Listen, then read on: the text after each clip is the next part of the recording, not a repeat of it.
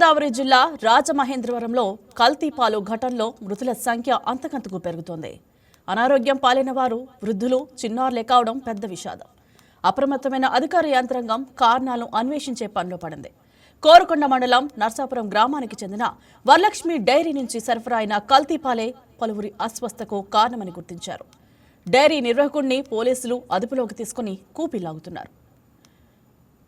కల్తీపాల వ్యవహారంపై రాష్ట్ర ప్రభుత్వం స్పందించి సమగ్ర విచారణకు ఆదేశించడంతో పాటు బాధ్యులను కఠినంగా శిక్షిస్తామని తెలిపింది.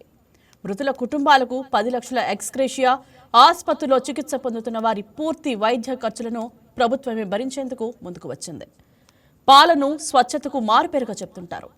అటువంటి పాలను అమితమైన లాభార్జన కోసం కాలకూట విషంగా మార్చడం నిజంగా దురదృష్టకరం. ఒకప్పుడు పాలలో నీళ్లు కలపడాన్ని పెద్ద నేరంగా పరిగణించేవారు. ఇప్పుడు పాలంటే హడలెత్తే స్థితికి కల్తీ దందా చేరుకోవడం అందరినీ ఆందోళనకు గురిచేస్తోంది. పాలు ప్రజలకు నిత్యావసర వస్తువు. పసికందుల దగ్గర నుంచి వృద్ధుల వరకు పాలే జీవనాధారం. పాలు తాగితే చాలా వరకు మన శరీరానికి కావాల్సిన సంపూర్ణ పోషకాలు సమకూరుతాయన్నది ఆరోగ్య నిపుణుల మాట. అటువంటి పాల వ్యాపారంపై ప్రభుత్వం నియంత్రణ ఎంత? ఫుడ్ సేఫ్టీ యంత్రాంగం వద్ద కల్తీ పాలను గుర్తించే వ్యవస్థ అసలు ఉందా? ఈ ప్రశ్నలే ఇప్పుడు ప్రజలను వేధిస్తున్నాయి.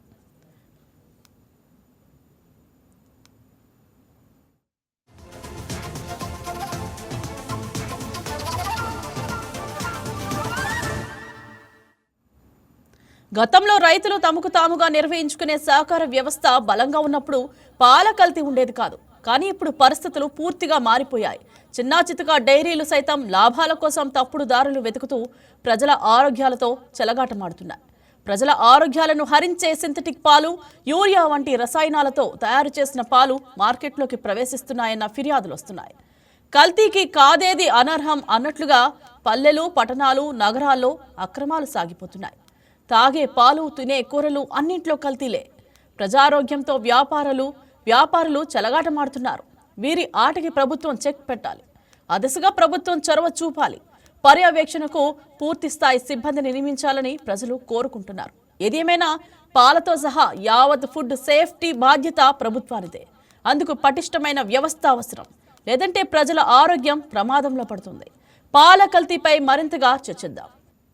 ఇదే అంశం గురించి పాలకొల్లు నుంచి మా రిపోర్టర్ ఏడుకొండలు ఫోన్ లైవ్ సిద్ధంగా ఉన్నారు. గుడ్ మార్నింగ్ ఏడుకొండలు, చెప్పండి, డైరీ నుంచి సప్లై అయ్యే ముందు టెస్టింగ్ జరగాలి కదా, మరి అయితే ఈ లోపం ఎలా జరిగిందంట? టెస్టింగ్ కంపల్సరీ జరగాలి ఇంద్రజ. ఎందుకంటే పాలు అనేది ముఖ్యంగా ప్రధాన అంశం. మా ప్రజలందరికీ కూడా ముఖ్యంగా కావాల్సింది పాలు.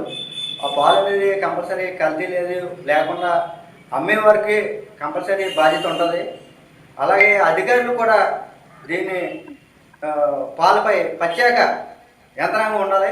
ఇప్పటి వరకు కూడా పాలు కల్తీ జరిగిందని, ఏ విధంగా జరిగింది కల్తీ ఇప్పటి వరకు కూడా చెప్పలేకపోయారంటే చాలా ఇది మనకి నిరుత్సాహం కలిగించే అంశమే. పాలు ఇప్పుడు పాలు అమ్మేవారు పై కూడా ఉంటుంది.